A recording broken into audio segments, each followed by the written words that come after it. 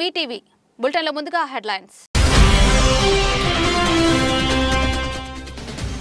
మరోసారి తెలంగాణకు ప్రధాని మోదీ నేడు నిజామాబాద్ జిల్లాలో పలు అభివృద్ధి పనులకు ప్రారంభోత్సవాలు శంకుస్థాపనలు చేరున్న ప్రధాని.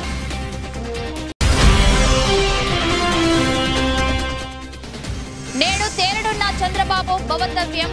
బాబు పిటిషన్లపై నేడు సుప్రీంకోర్టు హైకోర్టులో కీలక విచారణ.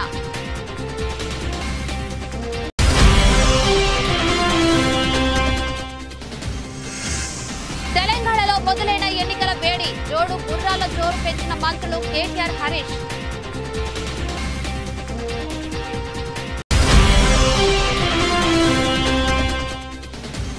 క్వార్టర్స్ లో నేపాల్ తో టీమిండియా డి 49 బాల్స్ లోనే సెంచరీ చేసిన జైస్వాల్.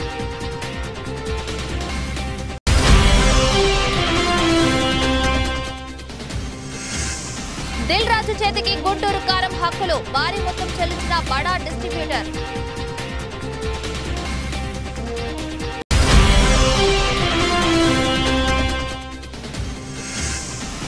భారీ నష్టాల్లో ప్రారంభమైన స్టాక్ మార్కెట్లు. ప్రతికూలంగా గ్లోబల్ మార్కెట్లు.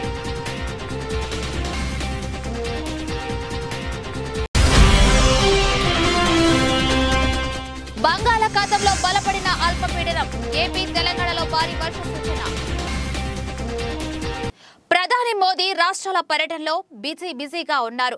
ప్రధాని మరోసారి తెలంగాణకు రానున్నారు. నేడు మంగళవారం మోదీ తెలంగాణకు రానున్నారు. ఇప్పటికే ఒక దశ తెలంగాణలో పర్యటించిన ప్రధాని మంగళవారం మరోసారి వస్తున్నారు.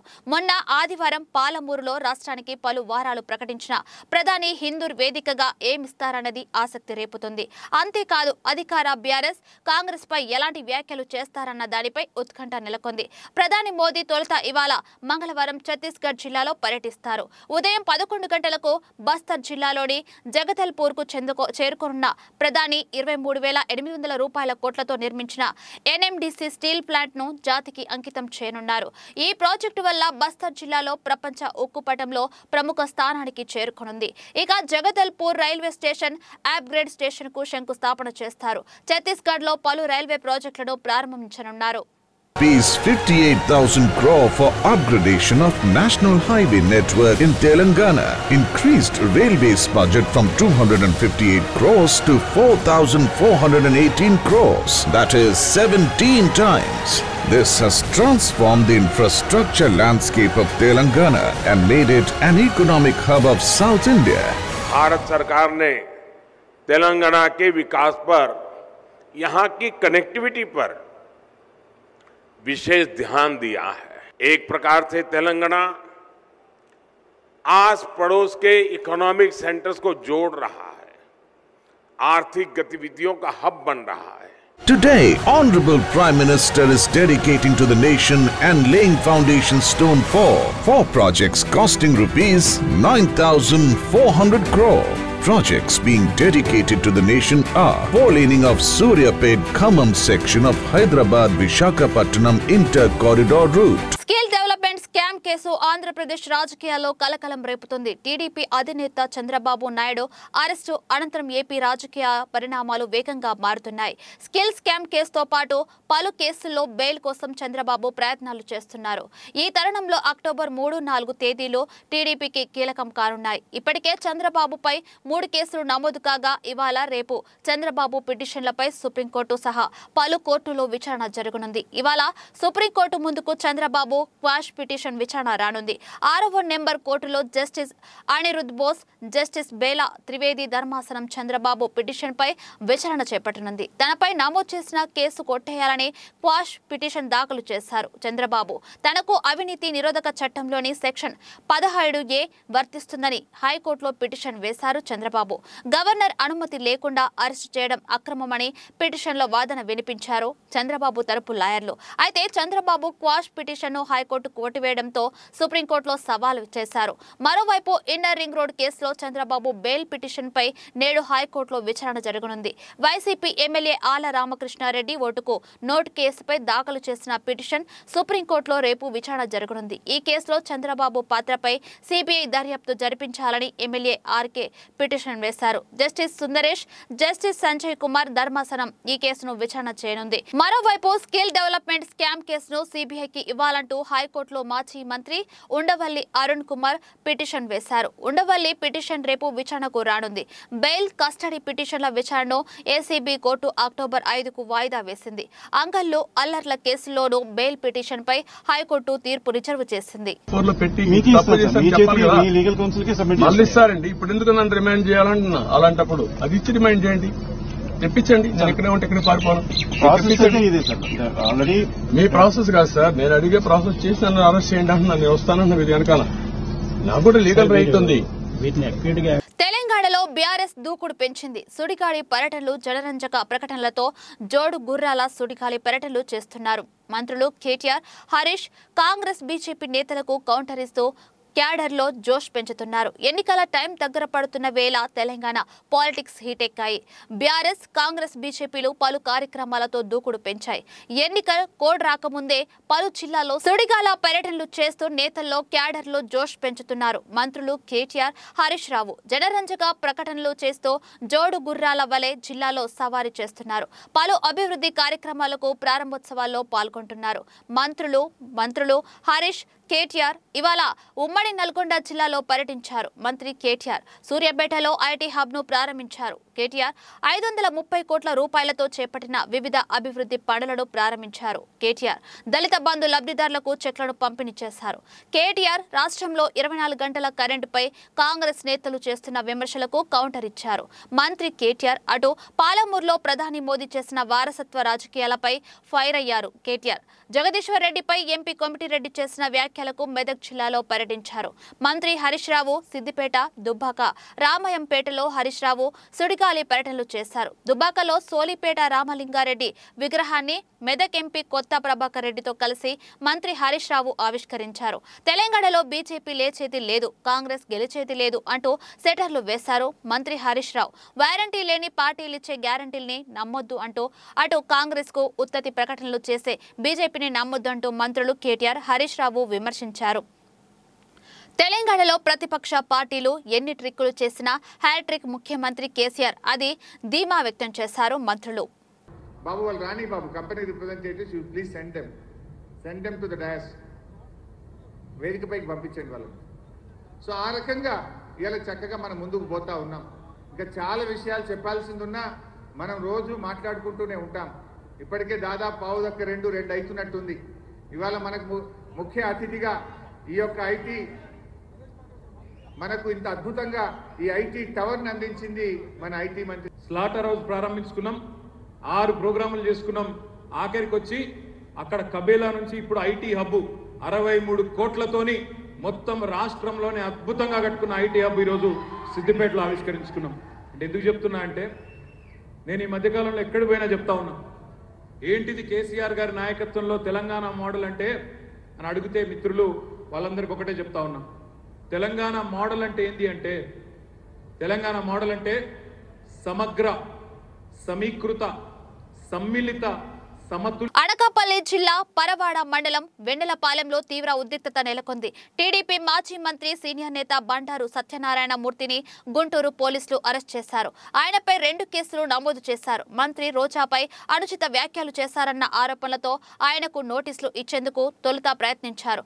అయితే బండారు సత్యనారాయణ మూర్తి తన ఇంటి తలుపులు తెరవకపోవడంతో పోలీసులు హడావిడి చేశారు. చంద్రబాబు అరెస్టుకు నిరసనగా నిరాహార దీక్ష చేస్తున్న బండారు సత్యనారాయణకు వైద్య పరీక్షలు చేయించారు. టీడీపీ నేతలు ప్రయత్నించారు. ఆయన ఇంటికి తీసుకొచ్చిన ప్రైవేట్ అంబులెన్స్ ను పోలీసులు అడ్డుకున్నారు. అయితే టీడీపీ నేతలు వాగ్వాదానికి దిగడంతో తమకు ఇష్టం వచ్చిన రీతిలో వారిని చెదరగొట్టారు. చివరకు టీడీపీ నేత ఇంటి తలుపులు బద్దలు కొట్టి నోటీసులు అందజేశారు. 41A, 41B సెక్షన్ల కింద నోటీసులు అందజేసినట్లు పోలీసులు వెల్లడించారు.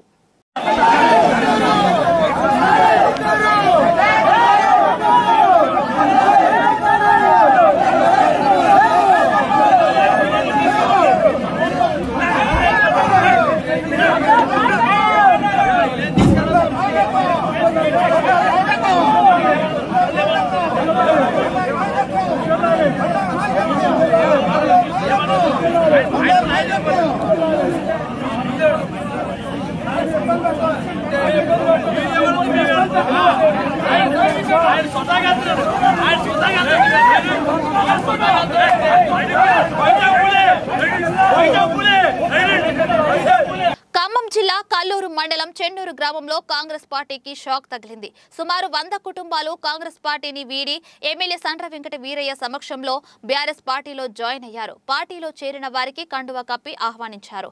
బీఆర్ఎస్ సంక్షేమ పథకాలు, స్థానిక ఎమ్మెల్యే సండ్ర వెంకట వీరయ్య చేస్తున్న అభివృద్ధి కార్యక్రమాలతో తాము కాంగ్రెస్ ను వీడి బీఆర్ఎస్ లో చేరుతున్నట్లు గ్రామస్తులు పేర్కొన్నారు. కార్యక్రమంలో పలువురు ప్రజాప్రతినిధులు, బీఆర్ఎస్ నాయకులు తదితరులు పాల్గొన్నారు. మరి రేపు రాబోయే రోజుల్లో ఎన్నికల్లో ఈ గ్రామం నుంచి ఎమ్మెల్యే గారికి 1000 ఓట్ల పైన మెజార్టీ తీసుకురావాలని మరి మిమ్మల్ని కూడా మీ అందరి మధ్యలో గ్రామ పంచాయతీ ఏదైనా కావచ్చు, ఇంకోటి ఏదైనా కావచ్చు, ఎమ్మెల్యే గారు నిరంతర శ్రామికుడు, నిరంతర కష్టజీవి. ఆ కష్టజీవిని కాపాడుకోవాల్సినటువంటి బాధ్యత మీ అందరి పైన ఉందని చెబుతూ మరి మీ అందరి మధ్యలో మీ అందరి ఆమోదంతో 1000 మెజార్టీ తీసుకురావాలని ఈ ఊరు నుంచి మిమ్మల్ని అందరినీ కూడా కోరుకుంటూ మరి ఇప్పుడు ర్యాలీని కొనసాగించవలసిందిగా కోరుతూ ఉన్నాను. జై సండ్రావ్, జై సండ్రావ్. ఖమ్మం జిల్లా పెనుబల్లి మండలం ముత్తెగూడెం గ్రామం వద్ద జాతీయ రహదారిపై కారు బీభత్సం సృష్టించింది. విజయవాడ వైపు వెళ్తున్న కారును ఓవర్టేక్ చేసే సమయంలో ముందు వెళ్తున్న కారును మరో కారు ఢీకొట్టింది. ప్రమాద హెచ్చరికలలో కారులో ప్రయాణిస్తున్న మహిళతో పాటు మరొకరికి స్వల్ప గాయాలయ్యాయి. క్షతగాత్రులను తిరువూరు ప్రభుత్వ ఆసుపత్రికి తరలించారు. అయితే ప్రమాద సమయంలో 2 కార్లలో 6 ప్రయాణిస్తున్నారు. అతివేగంగా కారు ఢీకొట్టడంతో రహదారి పక్కన పొదల్లో 2 కార్లు దూసుకెళ్లాయి. ఈ ప్రమాదంలో 2 కార్లు పూర్తిగా ధ్వంసమయ్యాయి.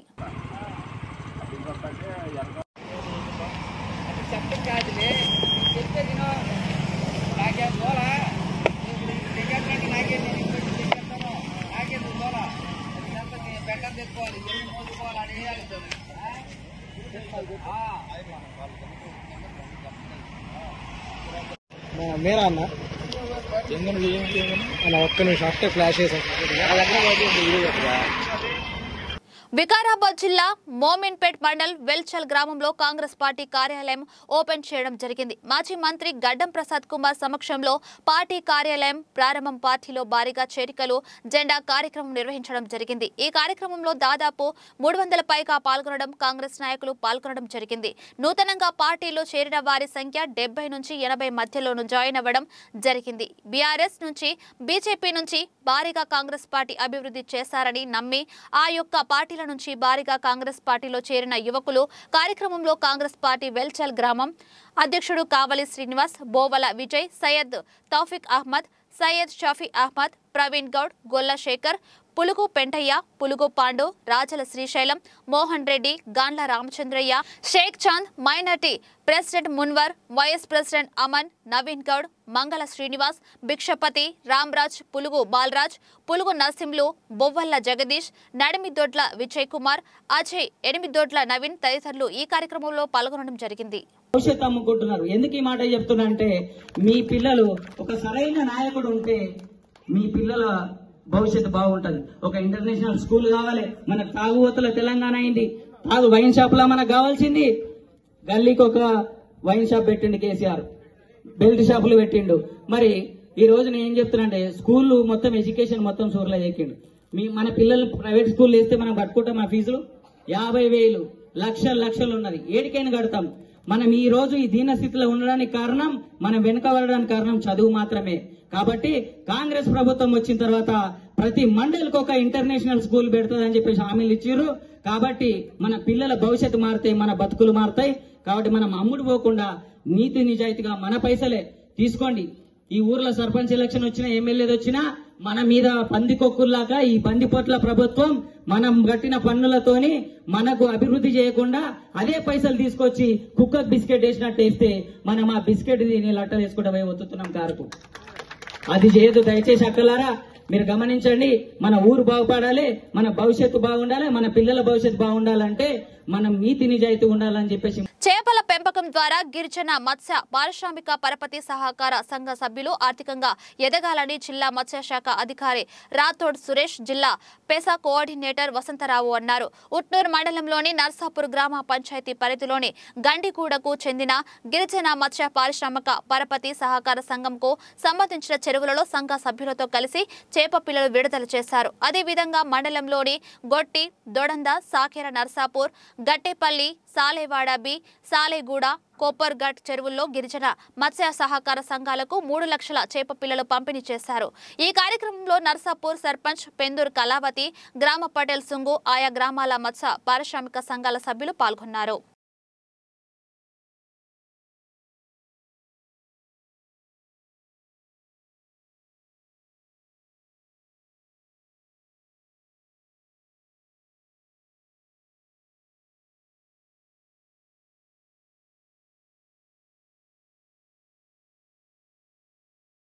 విజయనగరం జిల్లా గణపతి నగరం వైఎస్ఆర్సీపీ పార్టీ కార్యాలయం వద్ద ఎమ్మెల్యే బొత్స అప్పల నర్సయ్య ఆధ్వర్యంలో జగన్న ఆరోగ్య సురక్ష కార్యక్రమం ఎందుకు, ఆంధ్రకి జగన్ కావాలి అనే కార్యక్రమాలపై గజపతి నగరం మండలం వైసీపీ నాయకులతో విస్తృత స్థాయి సమావేశం నిర్వహించారు. ఈ సందర్భంగా ఎమ్మెల్యే మాట్లాడుతూ జగనన్న ఆరోగ్య సురక్ష కార్యక్రమాన్ని ప్రతి ఒక్కరూ వినియోగించుకోవాలని, రానున్న ఎన్నికలకు ఇప్పటి నుంచే ఎందుకు ఆంధ్రకి జగన్ కావాలి అనే కార్యక్రమంలో భాగంగా అన్ని గ్రామాల్లో పర్యటించి ముఖ్యమంత్రి అమలు చేసిన సంక్షేమ పథకాలు ప్రజలకు తెలియజేయడంతో పాటు ప్రజల సమస్యలు అడిగి తెలుసుకుని పరిష్కరించే దిశగా చర్యలు చేపట్టాలని అన్నారు. కార్యక్రమంలో ఎంపీపీ, జెడ్పీటీసీ, ఏఎంసీ చైర్మన్, మండల party convener, JCS convener, packs అధ్యక్షులు, సచివాలయం కన్వీనర్లు, సర్పంచ్లు, ఎంపీటీసీలు పాల్గొన్నారు. ఆరోగ్యాన్ని ఉంచాలి, ప్రతి ఒక్కరు కూడా ఆరోగ్యంగా ఉండాలన్న ఆలోచన ఈరోజు మన ప్రీతం ముఖ్యమంత్రి జగన్మోహన్ రెడ్డి కాబట్టి ఈరోజు మంచి కార్యక్రమం చేస్తున్నాం. ఈరోజు ఫ్యామిలీ డాక్టర్ కాన్సెప్ట్ చూశారు మీరు. ఈరోజు ఫ్యామిలీ డాక్టర్ కాన్సెప్ట్ పెట్టే ముందు ఆయన ఆలోచన చేశారు, ఇదేం ఉట్టే వెళ్ళలేదు. ఫ్యామిలీ డాక్టర్ కాన్సెప్ట్ పెట్టాలంటే మన సిహెచ్లో 2వ డాక్టర్ ఉండాలి. అలా ఉండగలుగుతున్నా ఈ కార్యక్రమం సక్సెస్ఫుల్గా అవుతుంది ఉద్దేశంతోనే 2 డాక్టర్లు పెట్టి, ఒక డాక్టర్ ఏమో సిహెచ్లో ఉంటూ 2వ డాక్టర్ గ్రామాల్లోకి వెళ్ళే విధంగా డిజైన్ చేశారు దీన్ని. అంటే ఆ వారం ఆ డాక్టర్ వెళ్తే ఆ ఇంటికి వెళ్ళిన పేరు పెట్టే పిల్లే పరిస్థితి ఈరోజు ఏమో తీసుకొచ్చారు జగన్మోహన్ రెడ్డి గారు. ఏమైనా జబ్బు తగ్గిందా, నీకు బీపీ తగ్గిందా, నీకు షుగర్ తగ్గిందా, నీకు జ్వరం ఉందా, ఇలా కానీ వాళ్ళు అడిగితే వాళ్ళు కూడా ఆనందంతోనేమో ఆ ఇంట్లో ఉంటారు. కాబట్టి ఈరోజు ఒక మంచి కాన్సెప్ట్కి తెరలేశారు. ఈరోజు భారతదేశంలో అక్కడ లేని విధంగా ఈరోజు మెడికల్ బోర్డు ఒకటి క్రియేట్ చేసి ఎక్కడా కూడా ఉద్యోగంలో ఖాళీ లేకుండా ఈరోజు ఆసియా క్రీడల ఏషియన్ గేమ్స్ క్రికెట్లో మరో పథకం దిశగా టీం ఇండియా దూసుకెళ్తున్నది. ఇప్పటికే మహిళల క్రికెట్ జట్టు స్వర్ణం సాధించగా ఇప్పుడు మెన్స్ టీం వంతు వచ్చింది. క్వార్టర్ ఫైనల్లో నేపాల్తో భారత జట్టు తలపడుతున్నది. టాస్ నెగ్గి మొదట బ్యాటింగ్ చేసిన భారత్ నేపాల్ ముందు 203 పరుగుల భారీ టార్గెట్ ఉంచింది. ఓపెనర్లు రుతురాజ్ గైక్వాడ్, యశస్వి జైస్వాల్ జట్టుకు శుభారంభాన్నిచ్చింది. నేపాలీ బౌలర్లతో ఓ ఆట ఆడుకున్న జైస్వాల్ 49 బంతుల్లోనే సెంచరీ చేశాడు. ఇందులో 8 4లు, 7 6లు ఉండటం విశేషం. ఇక కెప్టెన్ రుతురాజ్ గైక్వాడ్ 25, రింకు సింగ్ 37, శివం దుబే 25 రన్స్ చేశారు. బ్యాటర్ల విజృంభణతో నిర్ణీత 20 ఓవర్లతో టీమిండియా 4 వికెట్లకు 202 పరుగులు చేసింది. భారీ లక్ష్యాన్ని ఛేదించేందుకు నేపాల్ దాటిగా బ్యాటింగ్ ప్రారంభించింది. 10 ఓవర్లు ముగిసేసరికి 2 వికెట్ల నష్టానికి 73 పరుగులు చేసింది. ఆవేష్ ఖాన్, సాయి కిషోర్ చెరో ఒక వికెట్ తీశారు. ప్రస్తుతం రోహిత్ పౌడెల్, కుషాల్ క్రీజ్లో ఉన్నారు. మిగిలిన 10 ఓవర్లతో నేపాల్ 130 రన్స్ చేయాల్సి ఉంది.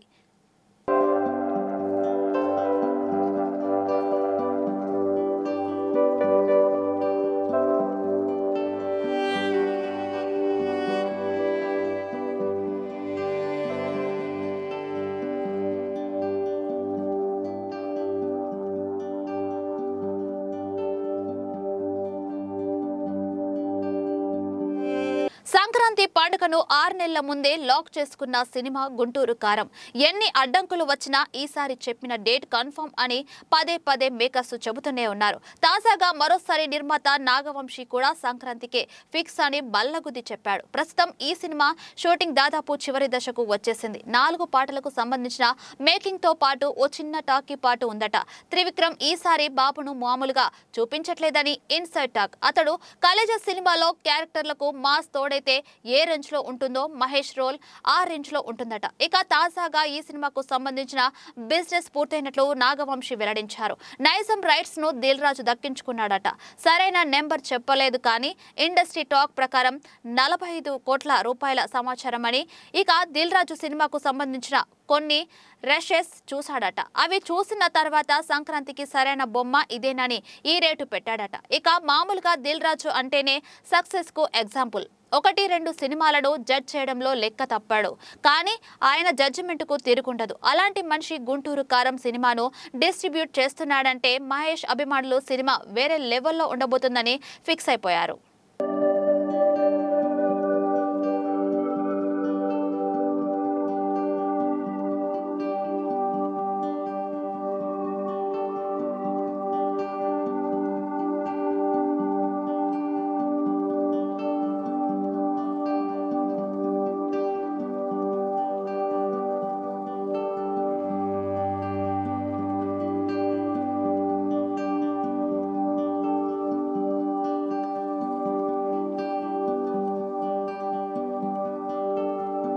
వరుస సెలవుల తర్వాత కొత్త వారం దేశీయ స్టాక్ మార్కెట్లు భారీ నష్టాల్లో తమ ప్రయాణాన్ని మొదలుపెట్టాయి. అమెరికా, ఆసియా మార్కెట్ల ప్రభావంతో ప్రీ ఓపెన్ సెషన్లోనూ సూచీలు నష్టాలను నమోదు చేశాయి. ఉదయం 9:18 సమయంలో బెంచ్ మార్క్ సూచీ సెన్సెక్స్ 323 పాయింట్ల నష్టంలో ట్రేడింగ్ కొనసాగిస్తుండగా మరో కీలక సూచీ నిఫ్టీ 104 పాయింట్ల లాభంతో ముందుకు సాగుతుంది. ఇదే క్రమంలో నిఫ్టీ బ్యాంక్ సూచీ 231 పాయింట్లు, నిఫ్టీ మిడ్ క్యాప్ సూచీ 122 పాయింట్ల మేర నష్టాల్లో ఇంట్రాడేలో ప్రస్తుతం కొనసాగుతున్నాయి. మార్కెట్లలో వొలటాలిటీ అధికంగా కొనసాగుతుంది.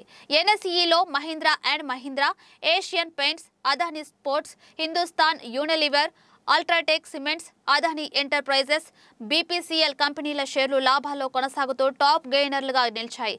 ఇదే క్రమంలో ONGC, Eicher motors, Hindalco, Maruti, SBI life, Tata consumer, Cipla, JSW steel, Divi's lab, power grid, Tata steel, LTIM, Kotak bank, Reliance, HDFC bank, SBI, Airtel, ITC, UPL కంపెనీల షేర్లు నష్టాల్లో ట్రేడింగ్ కొనసాగిస్తూ టాప్ లూజర్లుగా నిలిచాయి.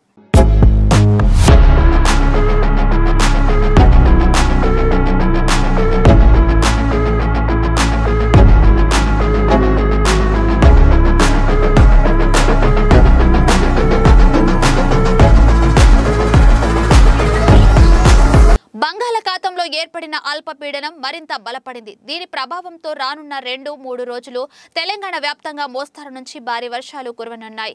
ఈ మేరకు హైదరాబాద్ వాతావరణ కేంద్రం, విశాఖ వాతావరణం కేంద్రం వెల్లడించాయి. అల్పపీడన కారణంగా 2 తెలుగు రాష్ట్రాల్లోని పలు జిల్లాల్లో భారీ వర్షం కురిసే అవకాశం ఉండగా కొన్ని జిల్లాల్లో మోస్తరు వర్షాలు పడే అవకాశం ఉందన్నారు వాతావరణ కేంద్రం అధికారులు. అల్పపీడన ప్రభావంతో తెలంగాణ రాష్ట్రంలోని సంగారెడ్డి, రంగారెడ్డి, యాదాద్రి, మహబూబ్ నగర్, మేడ్చల్, మంచిర్యాల, ఆదిలాబాద్ జిల్లాలో వర్షాలు పడుతున్నాయన్నారు. ఈ మేరకు ఆయా జిల్లాలకు యెల్లో అలర్ట్ జారీ చేశారు వాతావరణ కేంద్రం అధికారులు. వాతావరణ కేంద్రం ప్రకారం మంగళవారం నాడు తెలంగాణ రాష్ట్రంలో తేలికపాటి నుంచి ఒక మోస్తారు వర్షాలు కొన్ని చోట్ల కురిసే అవకాశం ఉందన్నారు. ఇక మరికొన్ని జిల్లాల్లో ఉరుములు, మెరుపులతో కూడిన వర్షాలు కురిసే అవకాశం ఉందన్నారు.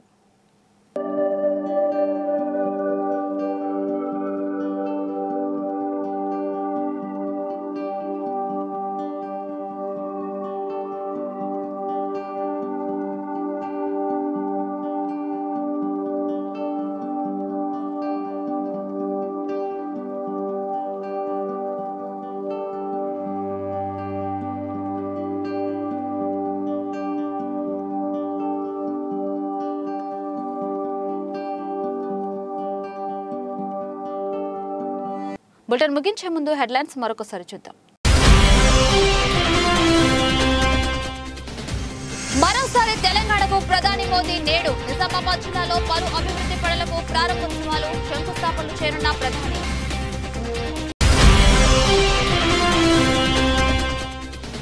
నేడు తేలనున్న చంద్రబాబు భవితవ్యం. బాబు పిటిషన్లపై నేడు సుప్రీంకోర్టు హైకోర్టులో కీలక విచారణ.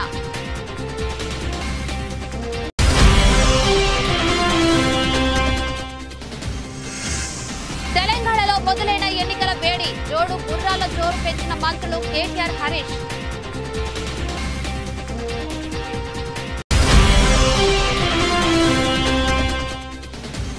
క్వార్టర్స్ లో నేపాల్ తో టీమిండియా డి. 49 బాల్స్ లోనే సెంచరీ చేసిన జైస్వాల్.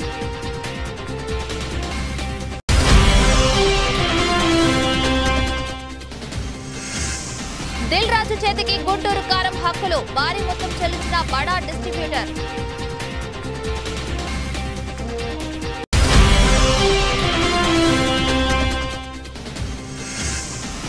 భారీ నష్టాల్లో ప్రారంభమైన స్టాక్ మార్కెట్లు. ప్రతికూలంగా గ్లోబల్ మార్కెట్లు.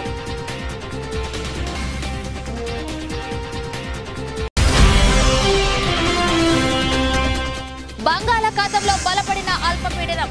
ఏపీ, తెలంగాణలో భారీ వర్ష సూచన. ఇవి ఇప్పటి వరకు అప్డేట్స్. మరిన్ని అప్డేట్స్ కోసం రిపీట్